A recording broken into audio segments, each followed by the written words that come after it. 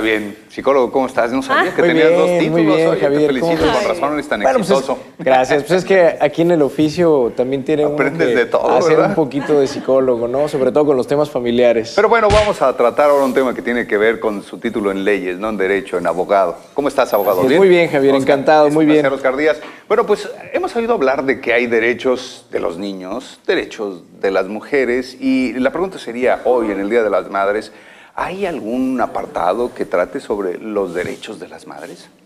Sí, Javier, bueno, no especialmente, y antes que nada quiero felicitar a todas las mamás hoy en su día. No hay un apartado así como tal, pero encontramos muchos derechos de una manera difuminada entre los distintos cuerpos legales. Por ejemplo, fíjate que en estos días previos al Día de las Madres he estado leyendo, ya ves por todos lados, en Facebook o alguna publicación, las típicas frases de las mamás, ¿no? Y sobre todo me acordé mucho de una que a mí en lo personal a veces me decían cuando era niño, me decían, ¿qué, te mandas solo? Y bueno, es cierto, ¿no? Esos derechos de papá y de mamá, sobre todo, de poder decidir sobre nuestra vida y de poder mandarnos, es la patria potestad, es ese derecho sobre el poder decidir cuál es el rumbo que tiene que tomar nuestra vida y las decisiones más importantes, hacerlas en favor nuestro hasta que ya podemos cumplir 18 años y podemos valernos de alguna manera legalmente por nosotros mismos, ¿no? Pero tendríamos que empezar por ahí. El derecho de madre está establecido ahí, en ese derecho de patria potestad, ¿no? Y de la mano pues viene la custodia, porque obviamente si tienen la patria potestad, si son nuestras personas responsables, pues entonces tienen que cuidarnos también y tienen que proveernos de la mejor manera. ¿Cuál sería exactamente la diferencia más importante que podemos ver entre patria, potestad y custodia? Bueno, la patria potestad es esa, son los derechos de padre o de madre para decidir sobre la vida del hijo. La custodia es el tener, es la tenencia y es el cuidado. Por ejemplo, cuando unos padres que viven juntos se separan, pero ambos digamos que son buenos padres, no ha habido una causa determinante para que alguno de ellos pierda la patria potestad, pues entonces lo más seguro es que conserven esa patria potestad, cada quien vivirá por su lado, pero se pondrán de acuerdo a ver quién va a ejercer la custodia, es quién va a tener al hijo consigo, ¿no? Ahí radica básicamente la diferencia. Excelente, pues ahí quedando claro con eso, ¿no?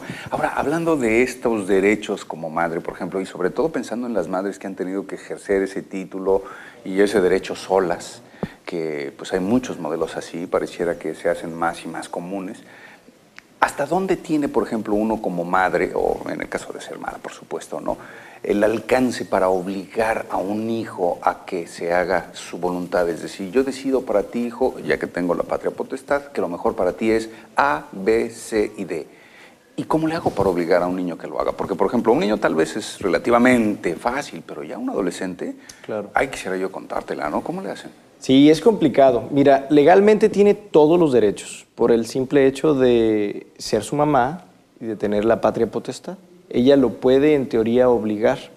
Y bueno, la ley dispone que inclusive un juez de lo familiar puede resolver cualquier controversia familiar por menor que se suscite, ¿no?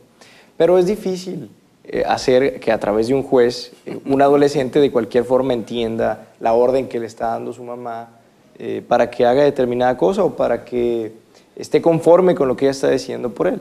Desgraciadamente ahí probablemente nos metamos al terreno de la psicología que nos comentaba por acá el compañero. Tendremos que encontrar algunos otros canales para obligar a un adolescente, pero la ley también dispone una posibilidad de, en teoría, resolver esas controversias familiares. Difícilmente vas a poder coaccionar a un muchacho o a una muchacha adolescente vía legal para que se cumpla la voluntad.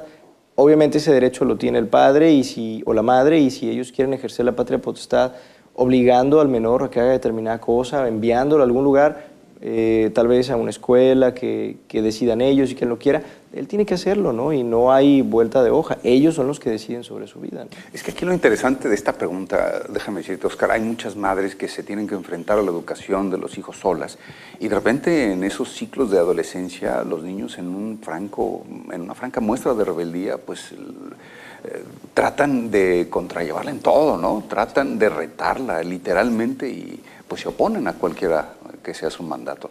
¿Sí podría existir la posibilidad, o conoces tú algún caso en donde este tipo de madres hayan recurrido a un juez, oiga juez, ayúdeme porque el chamaco no me quiere hacer caso? Sinceramente no, en la práctica no se utiliza.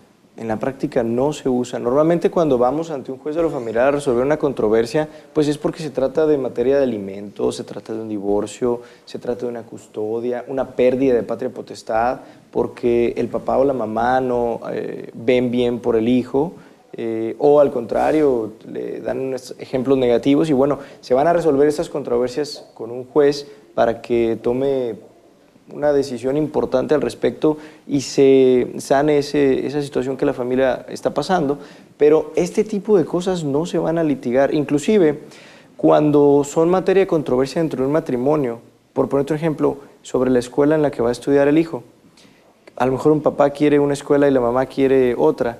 En teoría, esas controversias las pudiera resolver un juez de lo familiar. Cada uno de los padres puede ir y decirle al juez sus razones, decirle por qué una escuela debe ser mejor que otra y ganar.